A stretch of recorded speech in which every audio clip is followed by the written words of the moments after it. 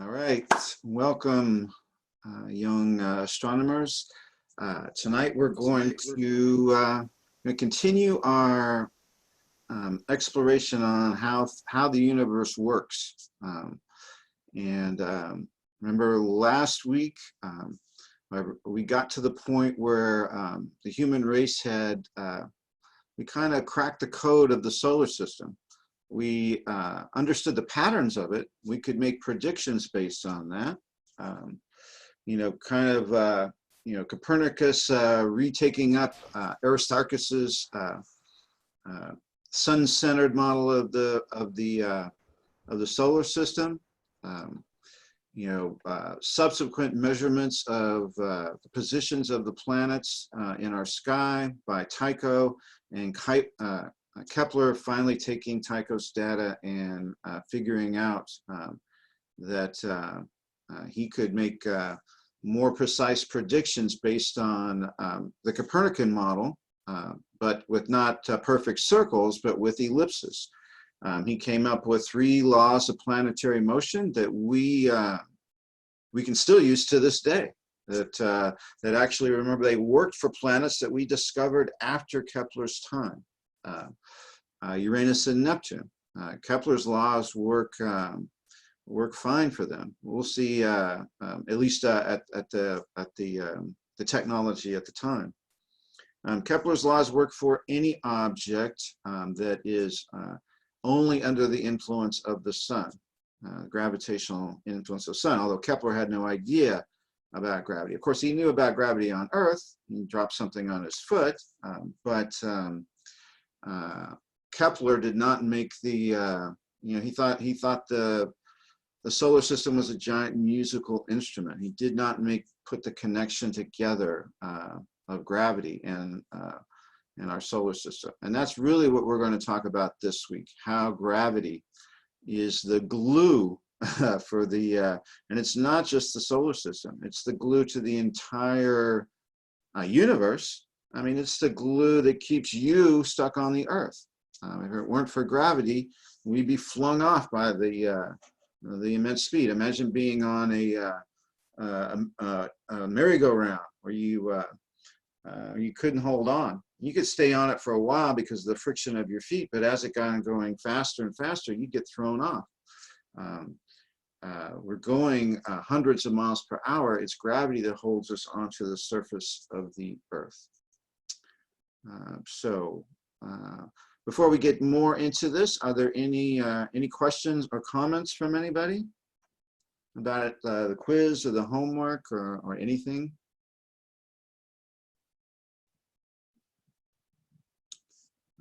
Okay, good. Let me get our slides going here. I need to share my screen.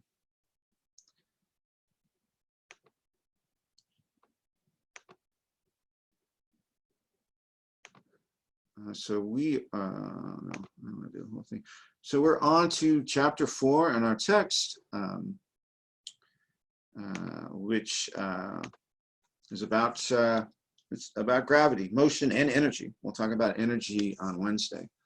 We're going to talk about gravity and motion tonight. We're going to start where we left off, actually, with Galileo after his house arrest. Well, actually, let's go back one more step. Let's go back to the ancient Greeks, because the ancient Greeks, they thought about this. They had their own hypothesis about this. Remember, they had a little bit of a skewed Earth-centric model of the universe, but for their technology, it worked. And they were actually Aristotle in particular was even more interested than, let's say, Kepler was on why this worked. What was the cause of this motion across the sky? Now, he did not prescribe to the cosmological principle that the physics was the same on Earth as it was in the sky. He thought the laws of physics were different up there. Right? Things moved in a circular pattern in the sky. They moved in a straight line pattern on Earth. But he was the first to try to figure out kind of the laws of motion. Why do things work? Why do they move on Earth? And he came up with the concept of a force that would make something move, right? Pulling it, you know, kicking it. He came up with kind of that concept of force. And he had a concept of mass. In fact, he was the first. Many of you in your discussion, you use the word inertia. So he was the first person to kind of use the word inertia, kind of a measurement of the motion. But one thing that he did not understand was frictional forces. He thought that if you kick something, you kick a rock, it would gain inertia, is what he would say. But then that inertia would just kind of slowly evaporate away. Because right when you kick a rock, it gets going pretty quickly, but then it stops moving. And so he thought that there was this inertia would kind of evaporate. It would kind of go away. You would get an initial force on it, and it would eventually stop, which is probably, if you've never been on ice or in outer space, that's certainly a reasonable hypothesis. But if you have been on ice, if you ever played hockey, you know that you can hit that puck, you can kick that puck, and it'll pretty much go until it hits something else. That's because the ice reduces the frictional force on that.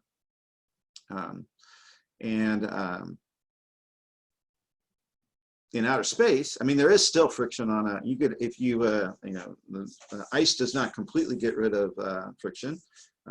But in outer space, there's no air. There's no air resistance. Air resistance is like another form of friction, which many of you are good for. You talked about air resistance in our discussion.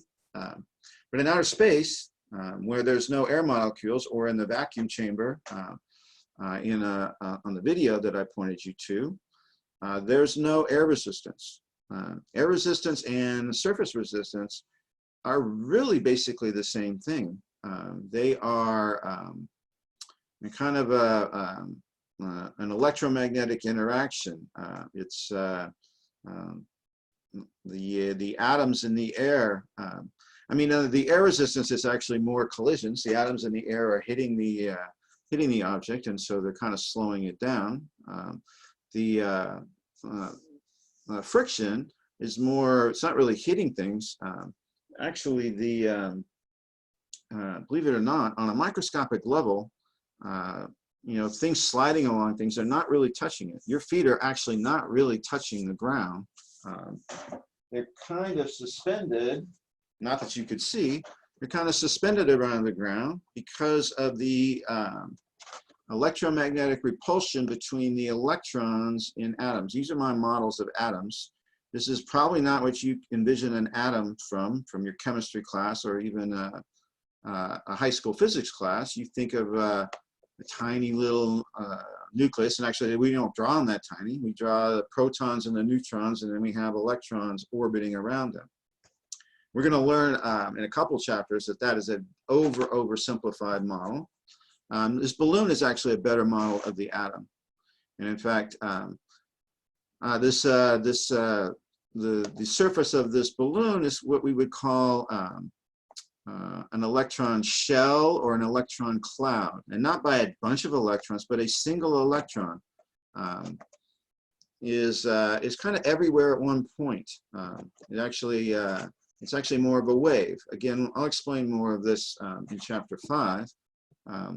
But for now, let's just think of what we need to know about for now is kind of the energy. Think of this as an energy force field of an electron. And that energy force field for another electron, they don't like each other. And just like I can't push these balloons together, at least I probably could, but a certain force, just like you could maybe, if this is mud, you're going to sink down a little more. But at some point, this electromagnetic force is what keeps us from falling through the center of the Earth. And also kind of keeps It keeps things from sliding freely around one another. Um, so keep that. We're going to use this concept over and over in this class. The things that we think of as solid are really and mostly, if you will, empty air. It's energy. It's not, I mean, empty air is not the right word because energy takes up space, and we've learned that space-time is a real thing, but there's no matter in there. The matter in an atom is an incredibly small, probably has 0 radius electron, and a proton which has 10 to the minus 15th. Remember our orders of magnitude from chapter 1. 10, that's 15 zeros in front of the 1. There are trillions of atoms on the head of this pen, but if you blew an atom up to the size of let's say a baseball stadium, that's how big you would have to make the atom before you could actually see the nucleus, and the nucleus would be the size of a mosquito. So there's not a lot of matter in an atom. It's mostly energy. I mean, atoms are tiny to begin with, but the actual stuff that they're made of are hundreds of thousands of times smaller for the proton and infinitely smaller for the electron. But, you know, of course, Aristotle, even though they knew about atoms, they named atoms, actually. They didn't say they knew about them. They hypothesized, you know, that there was a tiniest little bit of matter. You know, they would probably think of them as being solid. Galileo took that one step further. So while he was under house arrest for his blasphemy about the Earth being the center of the, not being the center of the solar system, he continued on with trying to understand motion and gravity. He actually built these elaborate, long, well, he started with short ones, but marble tracks. Again, try to get rid of friction. Things roll a lot longer. You know, one of the ways to get away from friction is to actually make things spherical and have them roll, right? That's why we have wheels. And so he built these elaborate marble tracks in his house, in his backyard.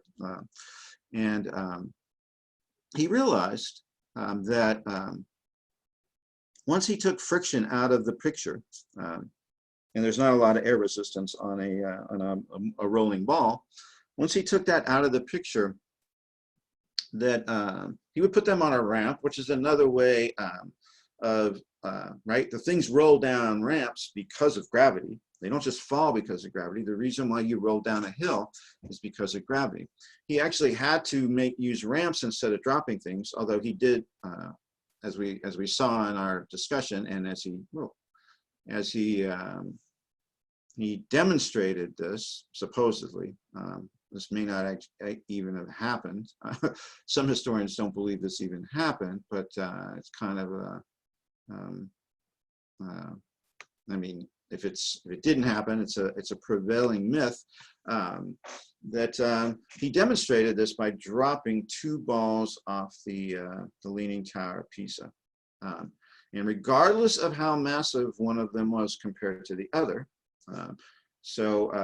You know, imagine a giant you know, bowling ball made out of lead and a tennis ball, which is mostly air on the inside. They would actually fall at the same rate. They would hit the ground at the same rate. And so Galileo came up with this. It's not really he discovered this. He discovered that when you take all of the other forces out of the equation, most you know, friction and air resistance, that objects fall at the same rate, and they will hit the ground at the same time, regardless of what their mass is. And then as we we do the thought experiment, or if you have a bowling ball, or even a rock and a feather, or even a rock and a piece of paper, you drop those, you know, the rock is going to hit the ground first. some of you put, well, the reason why the rock is going to hit the ground first is because it's more massive. And that is a common misconception. You know, so if you wrote that, if you thought that, even if you thought, you know, that's kind of the natural thing to think. But then if you really think about that, it doesn't make a lot of sense. Because, and I think everybody got this right, more massive objects are harder to move, right? It's harder to pull a truck out of the ditch than it is to pull a tiny car. So why in the world would something be heavier fall faster, right? That is actually the opposite of what you would expect. You would expect the heavier objects to be harder to move. Heavier objects are harder to move. That part is correct. And so Galileo realized this does not make a lot of sense. If I take that bowling ball and I kick it, it's not going to go as far as if I kick the tennis ball.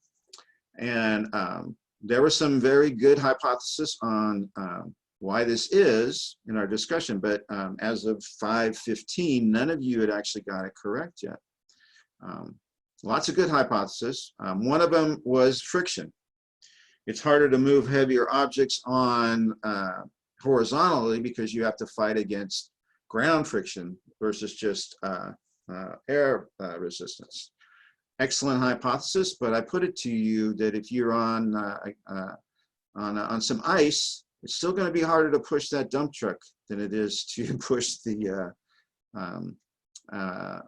Beetle. Or in our hockey analogy, it's going to be a lot harder to push the Zamboni, that big machine that cleans the ice, than it is to kick a puck. So it's not because of friction.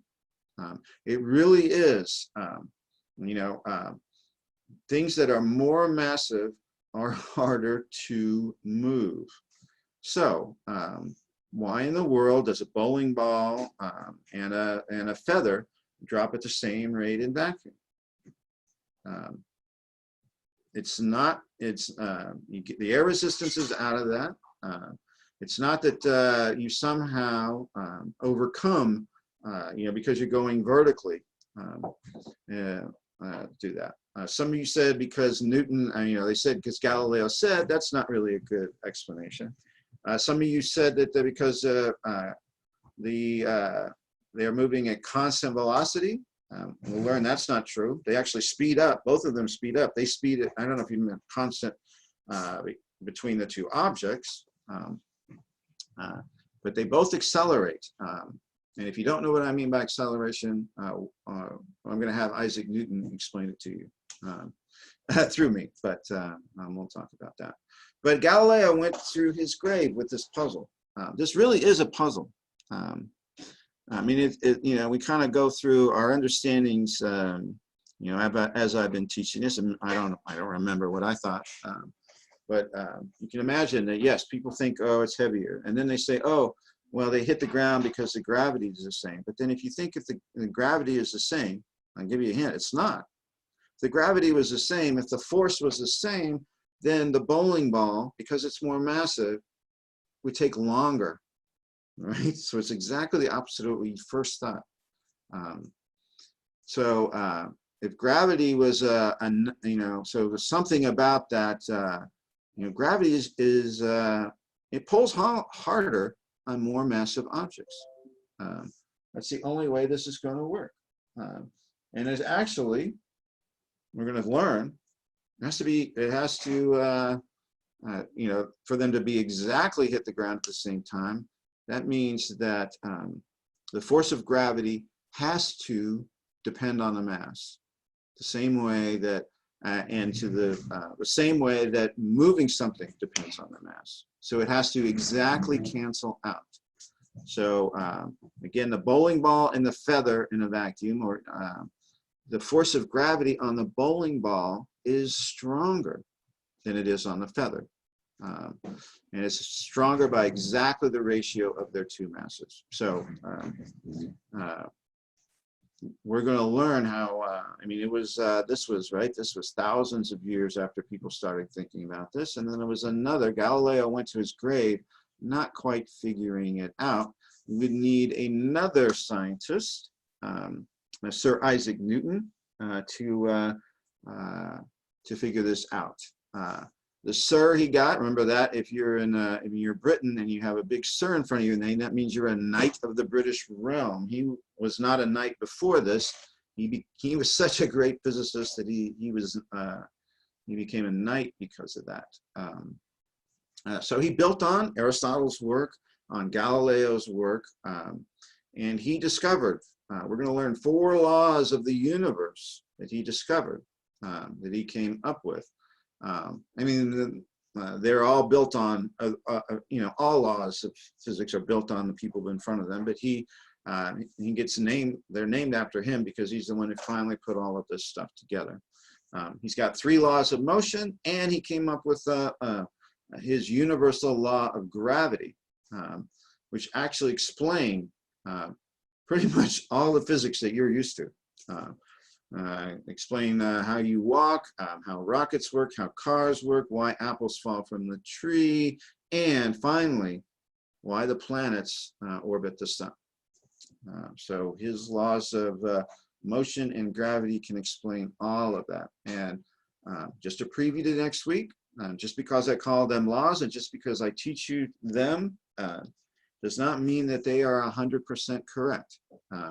They are an extremely useful and usually valid description of physics of the known universe. But there are notable exceptions to that where these laws of motion and his law of gravity do not work. And so remember, that's how science progresses. Again, I told you last week, the name of his publication is called Principia, and it is, many scholars believe that's the greatest book that any human has ever made before, at least nonfiction book.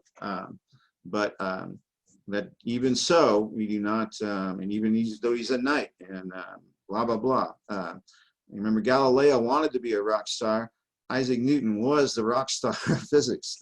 And it kind of, ironically, he hated it. He didn't want to be, he was an introvert. He didn't want to be famous. Galileo wanted to be famous and wasn't. I mean, he was infamous, I guess.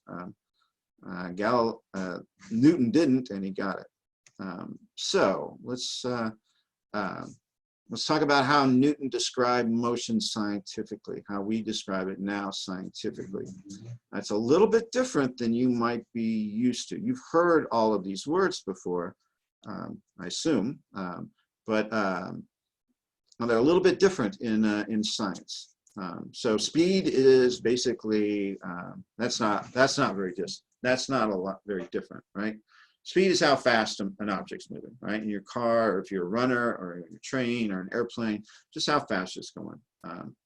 And our old, speed is distance divided by time. In our scientific units, it'll be in meters per second, or miles per hour, or probably. I don't think there's car. Well, you might, unless you have a very classic car that you restored. Your car is going to, it's going to have the speed in kilometers per hour on it as well as miles per hour. But we're going to use meters per second. Remember, kind of a rough idea. If you have a speed or a velocity of meters per second, multiply that by 2, and that'll roughly tell you how many miles per hour it's going. But we have another quantity that has to go with motion, which is called the velocity. And we may have used, and even when we're speaking, sometimes we use these words interchangeably. But velocity scientifically has another important aspect to it. It has a direction associated with it. Speed is 55 miles per hour. Velocity would be, I'm going 55 miles per hour due east. I have to specify some direction that I'm going, okay? And then we have acceleration. So acceleration is, scientifically, is the change in velocity. whether it changes its magnitude, whether it changes its speed, or it changes its direction, we would say it has some sort of acceleration. And so acceleration is just the change in velocity divided by the change in time. And so its units are going to be meters per second squared. And so that's how we talk about motion. Let's take this example of a car. These are actual. All three of these are examples of acceleration. Let's do the one that's most familiar with you. This is we actually call a lot of people call the gas pedal in a car the accelerator, right? You step on the accelerator, and you would go from 30 kilometers per hour to 60 kilometers per hour. You would be accelerating because your speed or your velocity is actually increasing. You also have another accelerator in your car, which nobody calls an accelerator, which is called the brake. If you step on the brakes, you're also accelerating, right? You are changing your speed, you're slowing down. We would say some people call this deaccelerating, or we would say this is a negative acceleration. But you are accelerating nonetheless. So there is a negative acceleration going from 60 kilometers per hour to 30 to 0. One that you may not realize is if you go around a curve in your car and you look on your speedometer, well, yeah, maybe if you're a race car driver, you might be able to go on. A nice high banked expressway curve. You're going 60 kilometers per hour on your speedometer, it doesn't change. You're still accelerating because you're changing your direction of motion. So all three of those are examples of acceleration, speeding up or slowing down or changing direction, or any combination of all of those three defines an acceleration. And you'll see in a minute why we have to be so careful about our acceleration. Okay, so let's talk about Newton's first law of motion, which is really kind of Aristotle's kind of came up with this, at least as far as getting it going. Galileo realized this actually, that an object, let's talk about an object at rest will stay at rest. It's kind of Aristotle, unless it's acted on by an unbalanced force. That's also Aristotle. You need a force to make something move. But then is where Aristotle failed. He thought if you kick this ball, it would naturally just slow down. So for a moment here, let's pretend that we're kicking this ball in outer space, and there's no air resistance. So what Galileo realized was that this ball would continue to go forever and ever and ever in a straight line. An object in motion, in the absence of any external forces, will continue at the same direction and the same speed forever. So like I said, this is really Galileo's law, but Newton put it all together. So this is Newton's first law of motion. It'll continue on in that path until it's acted on by an unbalanced force. And I'll explain what I mean by an unbalanced force in a bit. In this case, it would be a soccer net. Now, you all know that if you actually kick a soccer ball, it's not going to go in a straight path. It will for a while, at least as far as you perceive. But if it doesn't hit that net soon enough, it will actually start to change its path, right? It'll come back down to the ground where you kick it from. That is because the force of gravity. Gravity is pulling on that ball. It's an unbalanced force.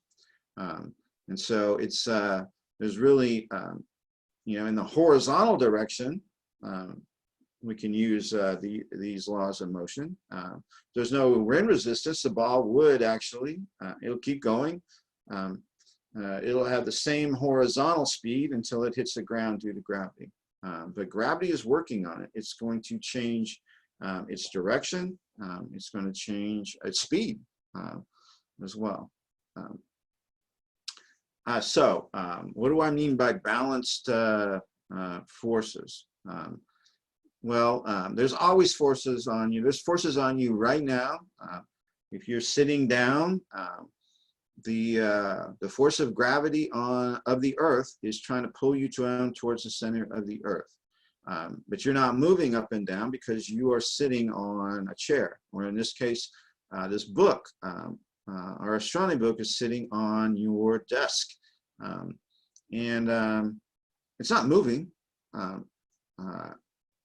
That does not mean that there are no forces on it, though. That means that the forces are they balance each other out. Exactly. So this is what I mean by unbalanced force.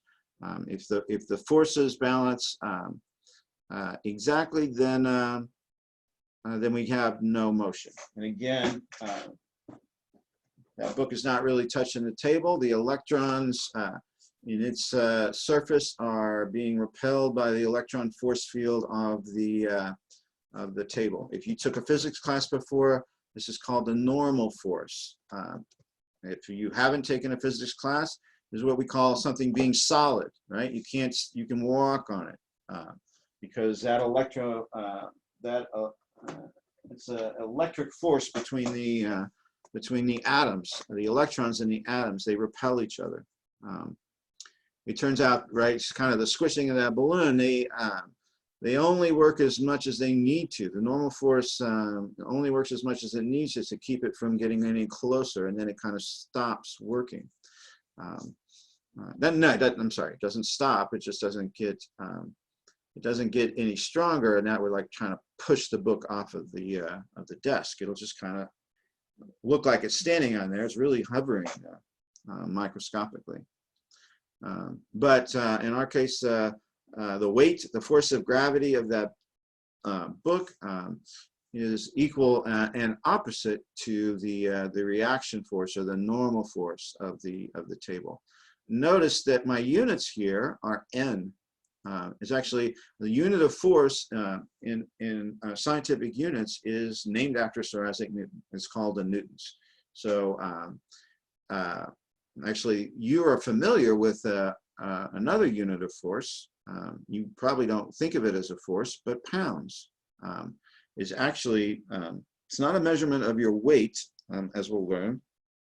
I'm sorry, it's a measurement of your weight. It's not a measurement of your mass. Your weight is actually a force. It's the weight kind of as a way we talk about the force of gravity on us. It's not quite that simple, especially if you're moving, if you're accelerating. But if you're standing on the surface of the Earth, your weight is really the pull of gravity, the force of gravity on you. And then we'll talk about some notable exceptions to that. So Newton's second law is actually probably the second most famous equation of physics. F equals ma, right? Force is equal to mass times acceleration. This is, if you have a non-zero net force, you'll get something to start to move, rockets or your car or whatever. How quickly, how fast that velocity changes is called the acceleration. A rocket is a good example of this. The rocket has a tremendous amount of acceleration to get out of Earth, but once it gets high enough, those engines turn off, right? But the rocket doesn't stop, does it? It continues to move on. It doesn't accelerate anymore, but don't confuse velocity and acceleration. You can have, your car accelerates up to 55 miles per hour, and then it stops accelerating, but you continue to go 55 miles per hour until you accelerate again by pressing on the brakes. Then the car slows down, and you have a negative acceleration.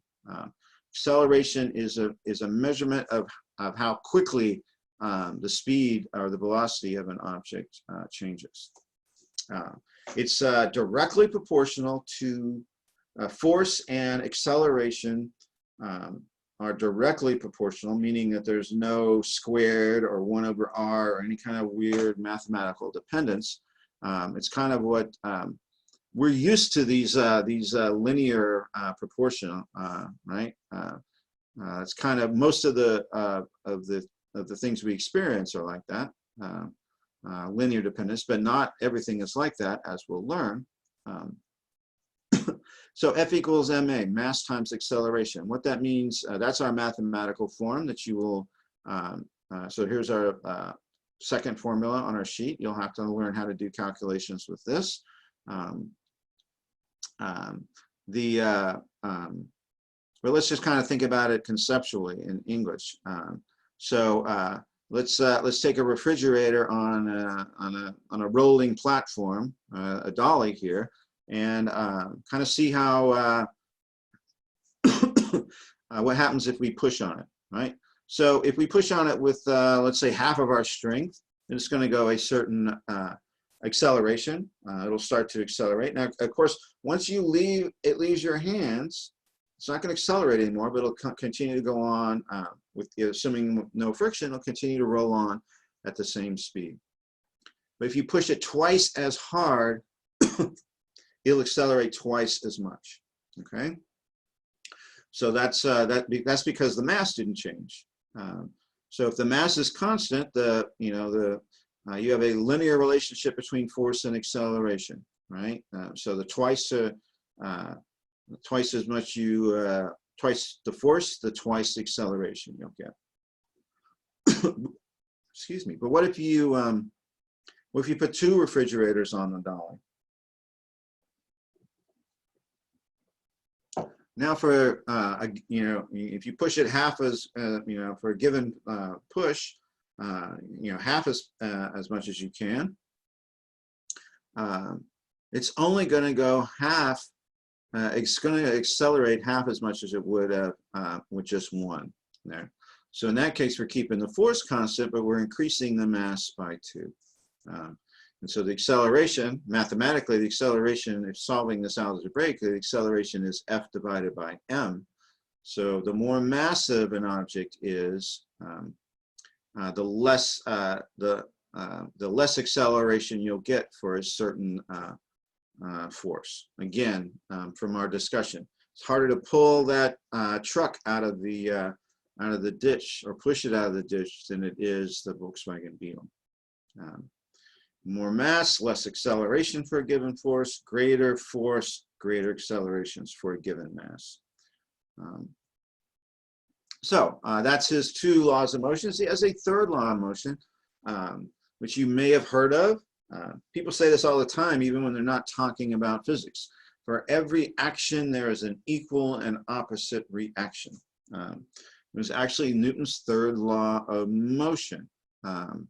And if you're a swimmer, you use this all the time to try to get that extra push off, right? If you can kick off the side of the pool, right? Notice which way you kick, right?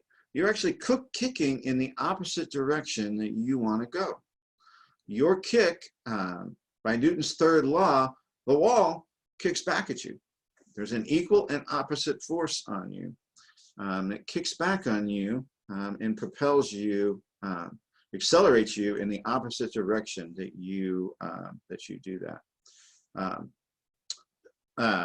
You're not. If you want to analyze this motion a little bit more, you still weigh something. You still weigh the same in the pool, but there's a buoyant force. The water kind of lifts you up a little bit.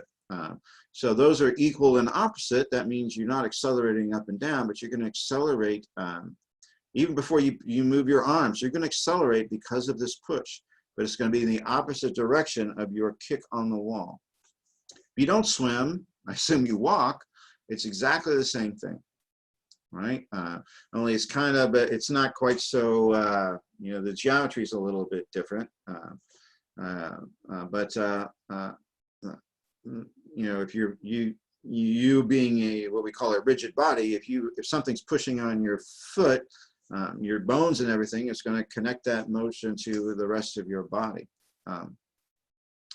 And so when you walk, think about it next time. You don't think about walking, but you do notice if you want to run a little bit faster, what do? You push a little bit harder. You're pushing in the opposite direction you want to go. So all of these third law examples, you can think of what's called the action force and the reaction force. So for you to walk, your action is actually pushing in the opposite direction on the ground. And then you're going to be propelled in the opposite. The reaction force is what's going to move you. But the Newton's law says those forces have to be equal and opposite. So that means that you're pushing on the earth just as hard as the earth is pushing back on you. Or in the case of the swimmer, you're pushing on the wall just as much as the wall pushes back on you. Well, why doesn't the wall move, and why doesn't the earth move? Anybody have any ideas? Actually, everybody. Tell me why. Just type it in chat. Why doesn't the earth move? If the force is the same, why doesn't the earth move from you you pushing on it?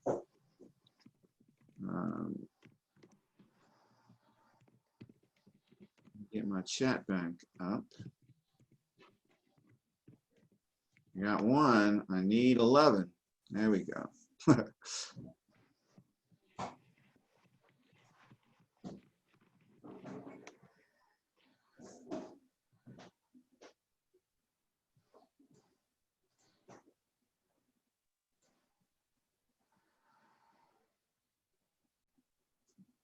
Okay. Okay, good. Good. Okay, most of you got this, and most of you who didn't get it, I think you got the right idea. It's because of the mass of the Earth. So keep this concept close to your heart and your brain. Right? It doesn't matter. You can have weak forces on very, very small, non-massive objects can make them accelerate a lot, or a small force, or a giant force on an even much massive object, it won't accelerate most. Mathematically, we would say this, and let's kind of put some numbers in this. The acceleration is, we're not writing F equals ma, the acceleration is F over m. The force is the same, right? And so the force is, we can push it about 180 newtons. Your mass, an average person's mass, is only 70 kilograms. So, you know, the acceleration would be, a little bit about 2 for a person, 2 meters per second square. The mass of the Earth is 6 times 10 to the 24th kilograms. So, right, incredibly tiny acceleration due to this, because the Earth is so much more massive than we are. Keep that in mind when we do force calculations. And again, in the universe, the force is going to be gravity, but we can we're going to require lots and lots of force to move these massive objects. To move the Earth around the sun requires a tremendous amount of force. Okay, let's. Some more examples are your car. If you ever notice a car, the wheels spinning, they're spinning in the opposite direction that the car goes. The action is the tires push on the road. The reaction is the road pushes back on the car. This is how rockets work. The gases, the action is actually a chemical in most cases. In some satellites, it's actually a nuclear reaction. but we're pushing. A chemical reaction produces hot gases that pushes out of the rocket. Really? Oh, I'm so sorry. Oh my God, I'm sorry. The reaction. I was just there. Sorry. That's cool. Don't worry about it. The reaction. Trust me, I like that better than y'all not saying anything. The reaction is the gases are pushing the rocket back up.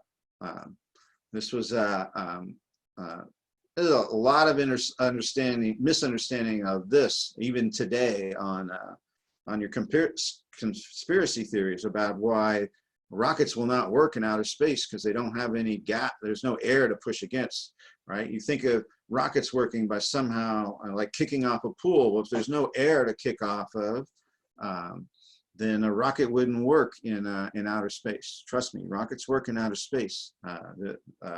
The action reaction has to do with their engines. Pushing the action is the hot gases, and the reaction is what propels the spacecraft. My practical piece of advice for this evening is that I hope you all get into space, but I hope you don't get stranded. But if you are ever stranded in space, your jet fuel runs out, then one of the ways to get moving is to pull something off your tool belt here. Take the most massive thing you have and give it a whirl. Throw it in the opposite direction that you want it to go. Okay, and so the force of that, the action will be you throwing that wrench. That wrench is going to, the reaction force will push back on you in the opposite direction you throw. And make sure you do it in the opposite direction.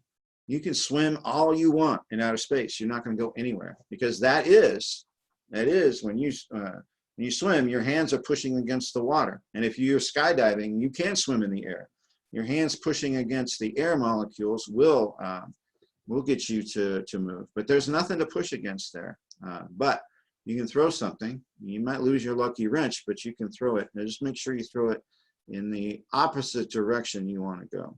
And you will slowly, we're going to do some calculations on this. The wrench is going to go really fast. You're going to move slowly, but remember, it's a force that's the same, but you're more massive than the wrench. The wrench is going to take off. You'll go in the opposite direction slowly, but there's no friction there. So you will eventually get to where you want to go. Hopefully you'll still have enough air to get there. So those are Newton's 3 laws of motion. Like I said in our introduction in our content section, he did this during a pandemic, during isolation. Now like I said, he kind of liked the isolation.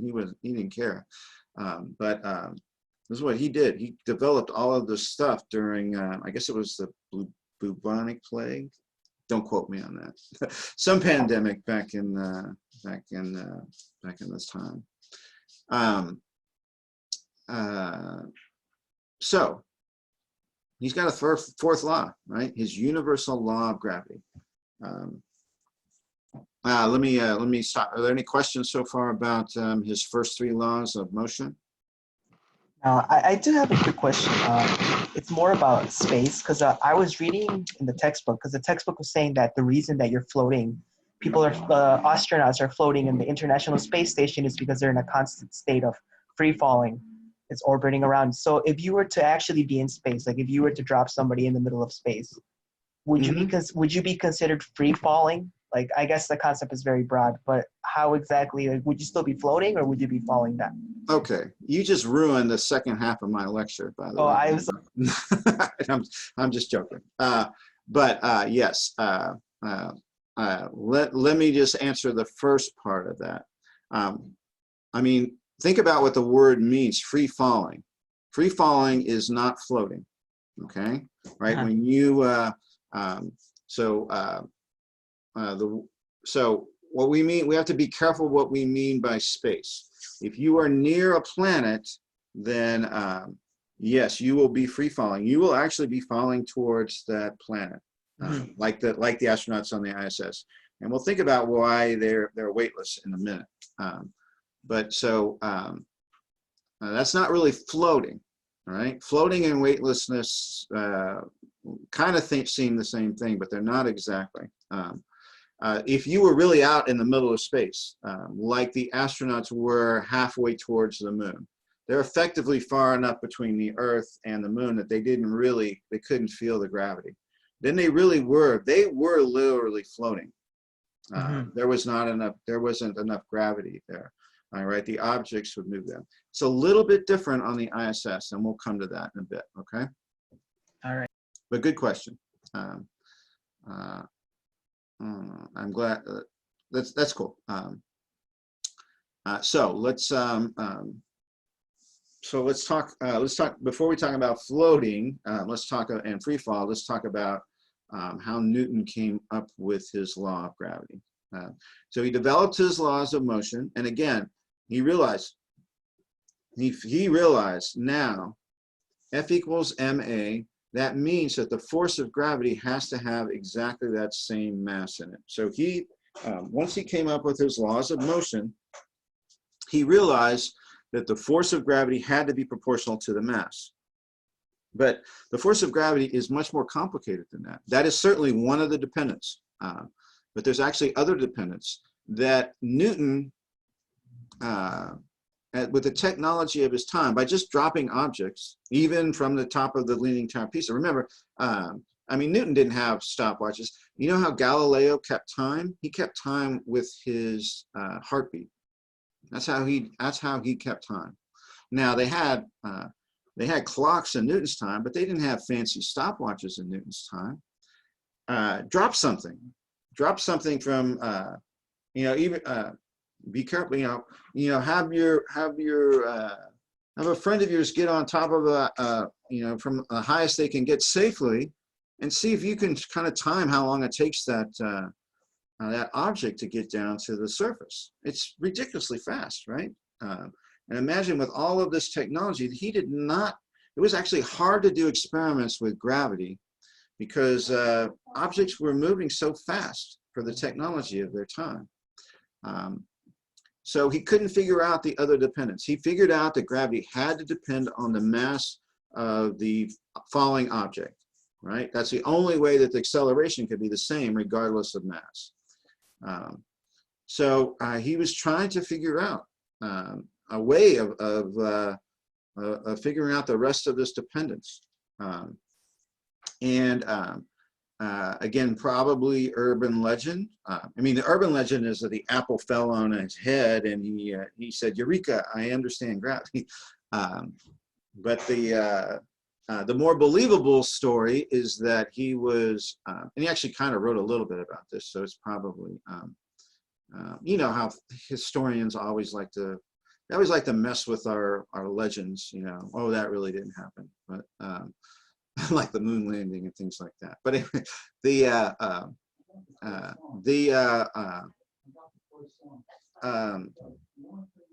apparently he was out in his garden and he was watching apples fall from his tree, and it was one of the times when the moon was up in the afternoon, and he saw the moon, and he had the epiphany that the moon was actually falling towards the earth. That may seem silly to you, right? The moon's not crashing into the earth, but to him, that made all the sense in the world. And so that was the epiphany he needed, because if gravity is pulling the earth, the moon towards the earth, then it's gravity that's pulling the earth towards the sun. The reason why the moon doesn't fall into us is because it's already moving. It's got speed, right? And just like we can throw a football, we can kind of overcome gravity for a while. He did a thought experiment. He realized he didn't think about footballs. He thought about cannonballs. he realized if you could shoot a cannonball fast enough, you could get it so that it would not fall back into the earth, that it would orbit the earth. So let's watch this. Hold on. I need to reshare this. I forgot to hit something. So if you have any questions, go ahead and ask them now. I need to change my sharing. So I want to share you, but I want you to be able to hear the sound. Okay. So let's see how he came up with that that thought experiment.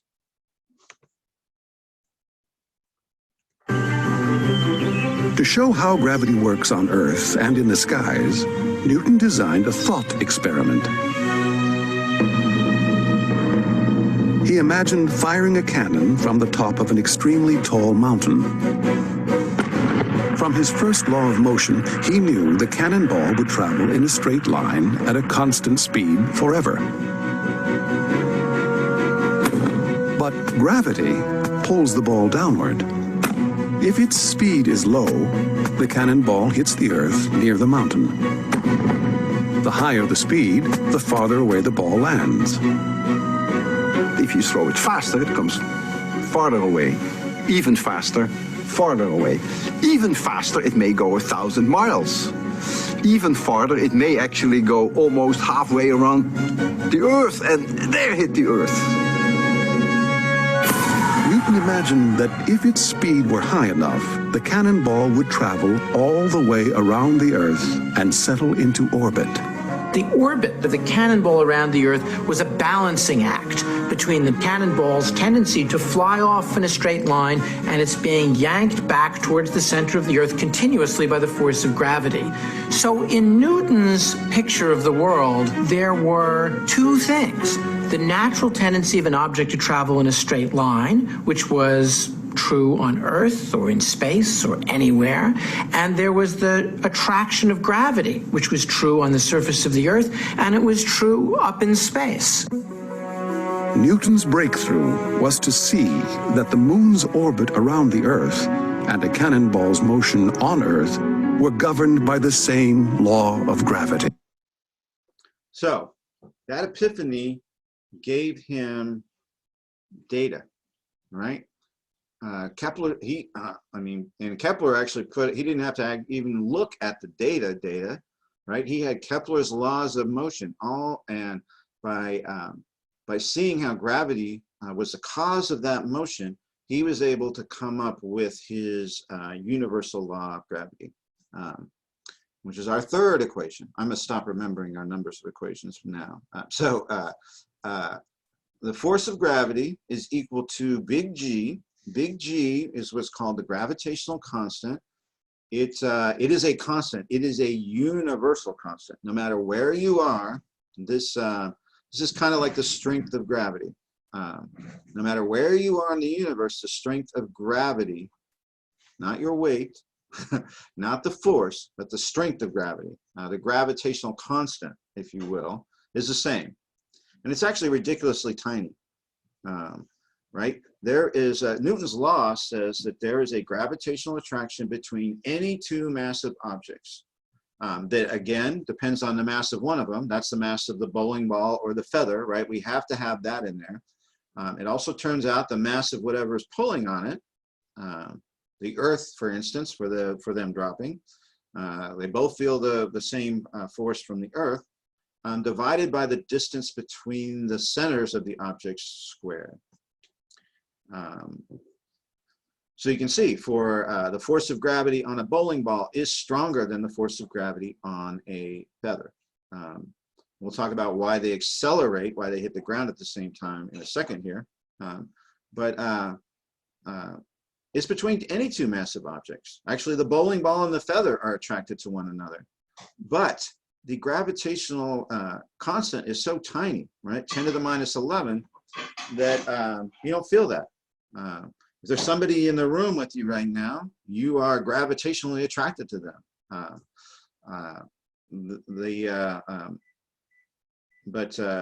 And there's a force between you. It's just so weak, you can't feel it. We're actually going to learn that if you and that person in the room with you were on wheels and you waited around millions of years, you actually would end up close to each other. That's actually how the solar system was formed. Gravity collapsed this cloud of dust and gas, which doesn't have a lot of mass. But the force of gravity is what actually made it collapse and turn into the sun and turn into the planets. For objects that aren't very massive, you have to wait, millions or hundreds of thousands of years. But it turns out the Earth is really massive, as we saw. So that makes up for it. That's why objects fall towards the center of the Earth. This governs why bowling balls and feathers fall on Earth. This governs why the moon orbits the Earth, because by Newton's laws, right? If there weren't a force on it, the moon would just fly right on by. If there wasn't a force of gravity on the Earth, we would just fly right by the sun.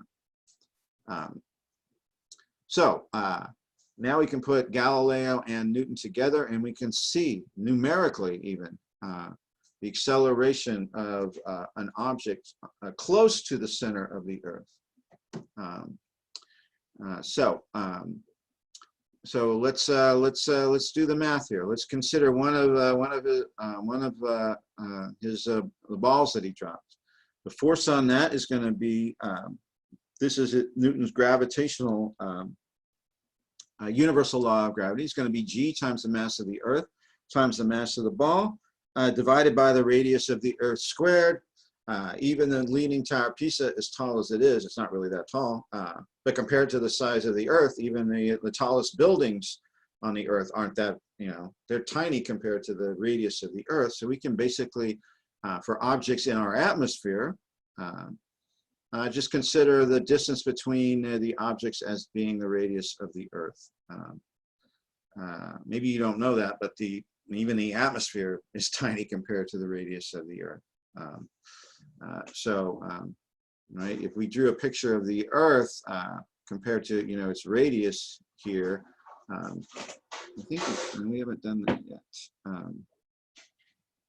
I think we might have talked about this on the farthest things we saw, but maybe not. Let me just draw you. And even this picture I'm going to draw you is not really to scale, but if you try to visualize the atmosphere in relationship to how big the Earth is. Let me just draw half of an Earth, right? That's the atmosphere. And even that is that's making it too big. It's just a tiny little, it's minuscule compared to the radius of the Earth. So when we're doing these calculations on free-falling objects, as long as we're not into space, and we'll talk about, I guess we're going to save the ISS till till Wednesday. If we're talking about an object falling in our atmosphere, the distance between them is really just going to be the radius of the Earth. All right, it's not quite the same. The ISS is, it's kilometers outside. So the ISS in this picture is. It's far enough away. We'll actually do a calculation on Wednesday to see. The ISS is a little bit above there. So regardless, we can use, for things lower than the ISS, we'll just use the radius of the Earth. So that's his universal law of gravity. But this is also, pull this around here, that's his second law of motion, right? F equals ma. We'll check it out. The masses cancel, right? If you have an equal sign over here, I can cancel out this mass with this mass, and I get the acceleration is equal to gme over re squared. That's the acceleration due to Earth. We give it a special name, which is a special symbol, which is little g, not to be confused with big G. Big G is the gravitational constant. Little g is the acceleration due to gravity near the surface of the Earth. Okay, and I mean tall building near. And that is, notice, It doesn't care whether this is a feather or a dump truck or a bocce ball or a bowling ball. There's no mass of the object. Whatever you want to drop, doesn't matter. They're all going to accelerate the same. That does not mean the force is the same. The force is, the force, you can see, depends on the mass of the object we're dropping. It's just that combined with F equals ma, the masses cancel each other out. As Newton realized, even before, before his epiphany about the moon and gravity holding the solar system together, he realized the force of gravity had to depend linearly on the mass of the object. So yes, the force of gravity on the bowling ball is stronger than the force of gravity on the feather. And they fall with the same, they don't fall at a constant velocity, they fall with a constant acceleration, which means they're actually getting faster as they move down, but they get faster at the same time. So they hit the ground at the same time. That should be all you need to know to finish answering your discussion. If you're still confused about this, and it is confusing, thousands of years for us to figure this out. There's a misconceptions about falling objects in our assigned videos. Watch that before you finish answering, re-answering your discussion question. All right, and we'll carry on with some more discussions of gravity and kind of the other laws of the universe on Wednesday. So let's stop here. Are there any questions or comments before I go?